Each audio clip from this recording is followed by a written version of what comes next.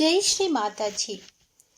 సహజ యోగ ప్రదాత్రి పరమ పూజ్య శ్రీ మాతాజీ నిర్మలాదేవి గారు స్వయంగా తెలియచేసిన గీతా ప్రకాశంలోని 15వ అధ్యాయం యొక్క గీతార్థ సారాన్ని మనం తెలుసుకుందాము. శ్రీకృష్ణుడు అర్జునునితో అనెను, ఎప్పటికీ నశించని పురాతన రావి చెట్టు అది. దాని వేర్లు పైకి, శాఖలు కిందకి ఉంటాయి. దాని ఆకులు వేదములు. ఎవరైతే దీనిని తెలుసుకుందరో వారే వేద విధులు తెలుసుకున్నవారు. త్రిగుణములచే పోషింపబడిన ఆ చెట్టు శాఖలు కిందికి విస్తరించాయి. ఇంద్రియాలు దాని ఆకులు, వేళ్ళు ఊర్ధ్వంగా ఉంటూ మానవ లోకాన్ని కర్మలతో బంధిస్తాయి. పండుని బట్టి చెట్టు అంటారు. ఒక చిన్న విత్తనం అంత పెద్ద చెట్టయి ఫలాలతో నిండి ఉండటం అద్భుతమే కదా. ఆ అద్భుతం వెనక మొలకెత్తే అంటే అంకురించే శక్తి ఉంది. ఆ శక్తి వేళ్ళని కిందికి, శాఖలను పైకి పంపుతుంది. మనలోనూ ఆ మొలకెత్తే శక్తి ఉంది. ఆ శక్తే మానవ చేతన వృక్షం. దాని వేళ్ళు పెరిగే కొద్దీ ప్రకృతి గుణాలతో ముడిపడిపోతాయి. అలా ముడిపడడం వల్ల అవి క్రిందకు లాగబడతాయి. మన కర్మలు కూడా అలాగే మన చిత్తాన్ని చక్రాలతో బంధిస్తాయి. ఉదాహరణకు, క్షమించలేని చిత్తాన్ని అహంకారం ఆవహిస్తుంది. ఆ అహంకారం ఆజ్ఞాచక్రాన్ని బంధిస్తుంది. విశుద్ధి చక్రం మన భావ వ్యక్తీకరణకు మూలం. గతంలో చేసిన తప్పులు నెమరవేసుకుంటూ దోషభావంతో ఉన్న చిత్తం విశుద్ధి చక్రాన్ని బంధిస్తుంది. హృదయ చక్రము ప్రేమ, కరుణకు నిలయము. కానీ అభద్రతా భావంతో మన చిత్తం దానిని బంధిస్తుంది. తృప్తి మన నాభి చక్ర లక్షణం.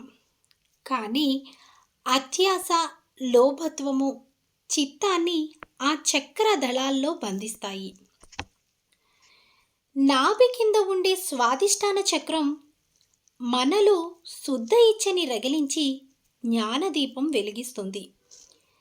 కానీ అవిద్యతోటి, అంధ విశ్వాసాలతోటి మన చేతన అంధకార బంధురం అయిపోతుంది.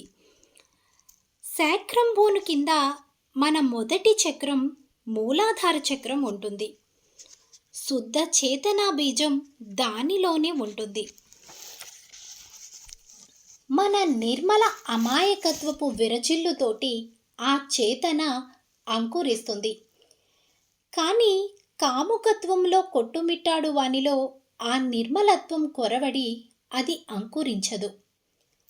శ్రీకృష్ణుడు చెప్పినట్లు వేళ్ళు పైకి వెళ్ళే వృక్షాన్ని అర్థం చేసుకోవాలంటే చేతనా వృక్షాన్ని తలక్రిందులుగా చూడాలి.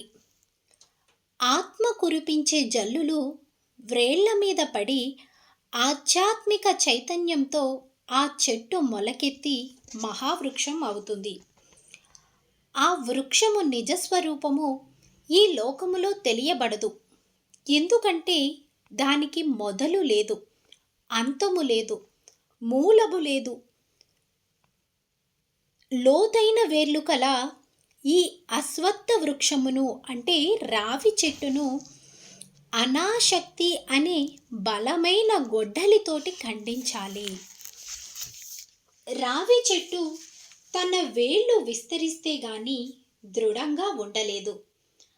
అంతగా విస్తరించడం వల్ల దాని మూలాన్ని కనుక్కోవటం కష్టం.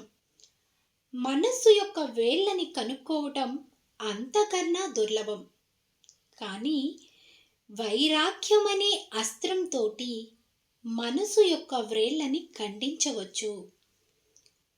మండుకోపనిషత్తులో ఒక జీవవృక్షం గురించి చెప్పబడి ఉంది. దానిపైన 2 పక్షులు ఉంటాయి. ఒకటి జీవాత్మ, రెండవది పరమాత్మ. క్రింది కొమ్మలపైనున్న జీవాత్మ మెల్లగా పైకి ఎగిరి పై కొమ్మ పైనున్న పరమాత్మతో కలుస్తుంది. ఎక్కడికైతే వెళ్ళిన తర్వాత తిరిగి ఈ లోకానికి రారో ఆ మూల మార్గాన్ని వెతకాలి. ఎవరి నుంచి అయితే ఈ పరమ చైతన్యం ప్రవహిస్తుందో అంతటికీ ఆద్యుడైన ఆ పురుషుని అంటే పరమేశ్వరుణ్ణి శరణుజొచ్చుతున్నాను అని ప్రార్థించాలి. నిరహంకారులు, మోహాన్ని, మమకారాశక్తిని జయించిన వారు ఇంద్రియ భోగ కోరికల నుండి స్వేచ్ఛ పొంది నిరంతరము ఆత్మ చింతనలో ఉంటూ ద్వంద్వస్థితులైన సుఖదుఖాల నుండి అతీతులైన వివేకవంతులు పరమపదమును పొందెదరు. ఏ ధామాన్నైతే సూర్యుడు, చంద్రుడు, అగ్ని ప్రకాశింపచేయలేరో అదే నా పరంధామం. అక్కడికి చేరిన తర్వాత మరలా తిరిగి వెనక్కి వెళ్ళరు. నా యొక్క అంశలే జీవాత్మలుగా మారి భౌతిక ప్రపంచంలో ఉంటూ ప్రకృతి జనితమైన 6 ఇంద్రియాలతో, మనస్సుతో మరియు పంచేంద్రియాలు ప్రయాసపడుతున్నారు. ఇది వరకు మనము చెప్పుకున్నట్లు పరమాత్ముని అంశ ఆత్మరూపంలో మన హృదయంలో వసిస్తుంది. ఆదిశక్తియే ప్రకృతియై మన పంచేంద్రియాలను మరియు 6వ ఇంద్రియంగా మనస్సును వ్యక్తీకరిస్తుంది. మనస్సును భిన్న భిన్న వ్యక్తులు భిన్న భిన్న విధాలుగా నిర్వచిస్తారు. కొందరు మనస్సును అహంకారంతోనూ, ఇంకొందరు ప్రత్యహంకార అలవాట్లతోనూ అన్వయిస్తారు. నిజానికి అహంకారము మరియు ప్రత్యహంకారము మన మనస్సుని మనకి వ్యక్తపరుస్తాయి.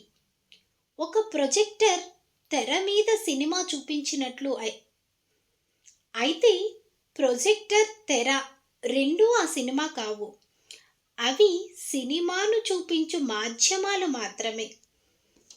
అలాగే అహంకారం, ప్రత్యహంకారం మనస్సు కాలేవు. పిల్లలు ఆడుకుంటుంటే మనము ఏ ఒక్క పిల్లవాడిపైన ప్రత్యేకంగా దృష్టి పెట్టకుండా చూడగలము కదా. అంటే చిత్తం ఒకరిపై ప్రత్యేకంగా ఆకర్షితము కాకుండా స్వేచ్ఛగా, ఆలోచన రహితంగా ఉండవచ్చు. మనస్సు మాయాజాలం, సబ్బు బుడగల వంటిది. ఒక బుడగని పట్టుకున్న వెంటనే అది పగిలి మనము ఇంకొక బుడగ వెనక పరిగెడతాము. ఆ బుడగను పట్టుకోవాలనే మన కాంక్ష మనను బుడగకు బందీని చేస్తుంది. మనసు గతి అంతే. తోటమాలి తోటలోని ఒక మొక్కను ఒక చోట నుంచి ఇంకొక చోటకు ఎలా మార్చగలడో అంత నేర్పుగా మన మనస్సు మనల్ని ఒక ఆలోచన నుంచి మరొక ఆలోచనకి, ఒక విషయము నుండి మరొక విషయానికి మారుస్తూ ఉంటుంది. మనుషులు తమ భాగ్యానికి అధీనులు అని మనము అనుకుంటాము. కానీ నిజానికి వారు తమ మనస్సు గదిలో బందీలు. ఎలా అయితే గాలి సుగంధమును ఒక చోట నుంచి మరి ఒక చోటుకి తీసుకువెళుతుందో అలా జీవాత్మ వీటిని అంటే మనస్సు మరియు పంచేంద్రియాలను పాత శరీరం నుంచి కొత్త శరీరంలోనికి తీసుకువెళ్తుంది. మరణంతో ఆ శరీరంలో అప్పటి వరకు ఉన్న ఆత్మ ఆ శరీరాన్ని విడిచి వెళ్తూ తనతో ఆ జీవి కుండలనీని మరియు చక్రంలోనున్న విషయమును తీసుకుని పోవును. ఆ జీవాత్మ నూతన దేహములో జన్మించినప్పుడు తనతో పాటు కుండలినీని, చక్రాలను వాటి గత జన్మ పరిస్థితిలోనే తీసుకుని వచ్చును. అందువల్ల చావు దేనికి పరిష్కారం కాదు, మరణం అంతం కాదు, పునరారంభమే. ఆత్మహత్యతో ఏ సమస్యల నుంచి పరిగెడతారో అవే స్థితులు మళ్ళీ తదుపరి జన్మలోనూ ఎదుర్కొనాల్సి వస్తుంది. మార్చి మార్చి పాత టీని కొత్త కప్పుల్లో పోయటం వల్ల టీ రుచి మారదు కదా. పాడైన మన చక్రాలను ఈ జన్మలోనే సమతుల్యంలోనికి తెచ్చుకుని ఉత్థాన మార్గం పొందడమే మేలు. ఉన్న జీవిత సమయం చింతించడంలో వ్యర్థం చేసుకోవటం కన్నా సరి అయిన ధ్యాన మార్గం ద్వారా గుణాతీతులు కావడం మిన్న. చెవులు, కళ్ళు, చర్మము, నాలుక, ముక్కు మొదలగు ఇంద్రియములు మనస్సుని ఆశ్రయించి ఉండును. వీటి ద్వారా జీవాత్మ ఇంద్రియ వస్తు విషయములను అనుభవిస్తుంది. జీవాత్మ శరీరాన్ని విడిచినప్పుడు కానీ అందులో ఉంటూ ఇంద్రియ వస్తు విషయములను ఆస్వాదిస్తున్నప్పుడు కానీ మూఢులు దానిని గాంచలేరు. జ్ఞాన నేత్రము గలవారు మాత్రమే గమనించగలరు. అగ్ని లోపల చేతులు పెడితే కాలాయని అగ్నికి భయపడితే ఎలా? వంట చేయడానికి ఆ అగ్ని అవసరం ఉంది కదా. అలాగే అజ్ఞానులు బాహ్య శరీరాకృతిని చూసి దానినే గుర్తిస్తారు కానీ లోనున్న ఆత్మను అవగతం చేసుకోలేరు. జ్ఞానులు శరీరాన్ని కాక లోనున్న సూక్ష్మ జీవాత్మను గ్రహించి అదే తమ పరమగతికి సాధనమని గ్రహిస్తారు. ఋషులు తమ సాధనముతో దేహములో స్థితుడైన ఆత్మను తెలుసుకొనగలరు. కానీ అంతఃకరణ శుద్ధి లేని వారు ఎంత ప్రయత్నించినను ఆత్మను తెలుసుకొనలేరు. మనస్సు పరిమితులను దాటగలిగే సామర్థ్యం మనిషిలో ఉంది. కానీ అది జరగాలంటే మన లోపల ఏదో జరగాలి. కృషితో మనుషులు ఋషులయ్యారు. మనస్సుకి స్వతహాగా ఒక స్థితి అంటూ లేదని, అహంకార ప్రత్యహంకారాల పరస్పర చర్యల వల్ల దానికి ఒక స్థితి లభించి మనలను ఆధీనం చేస్తుందని తెలుసుకున్నారు.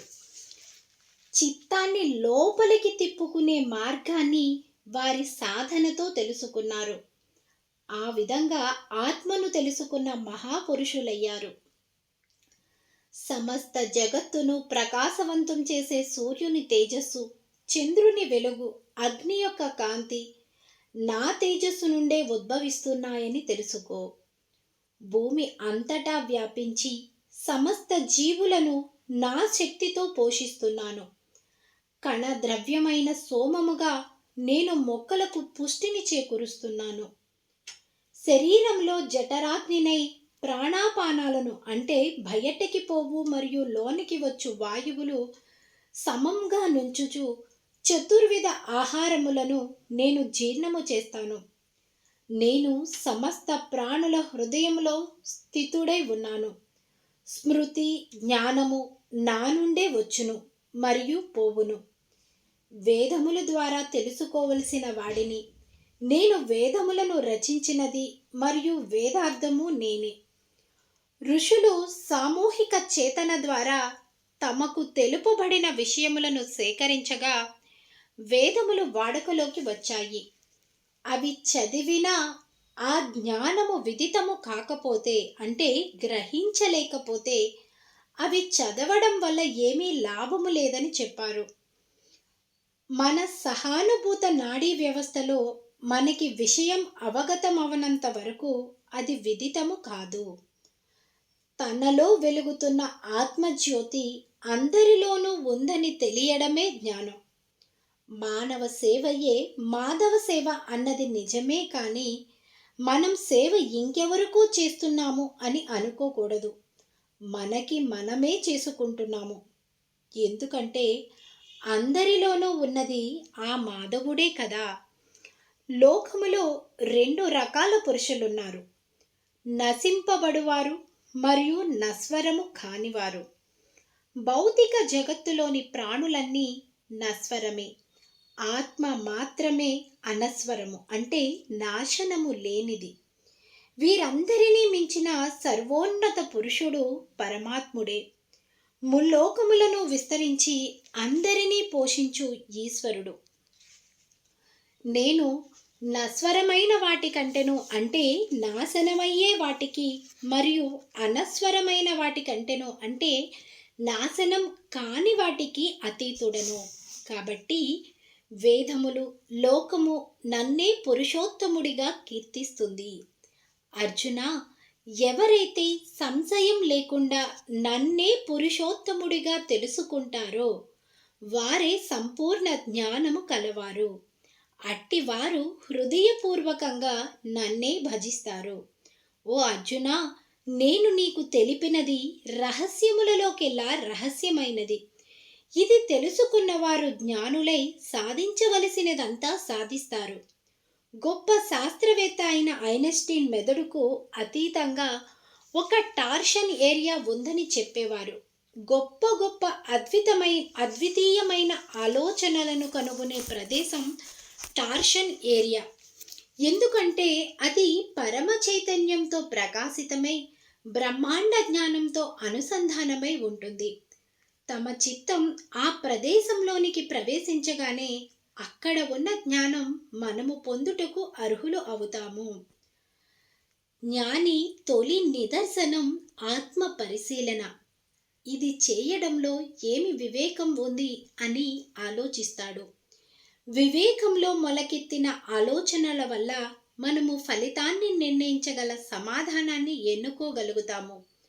అప్పుడు అల్లకల్లోలంలో ఉన్న ప్రపంచాన్ని మనము అలవోకగా ఈదుతూ ఎక్కడా తప్పిపోకుండా మన గమ్యాన్ని చేరుకుంటాము. జై శ్రీ మాతాజీ. 15వ అధ్యాయము సంపూర్ణము.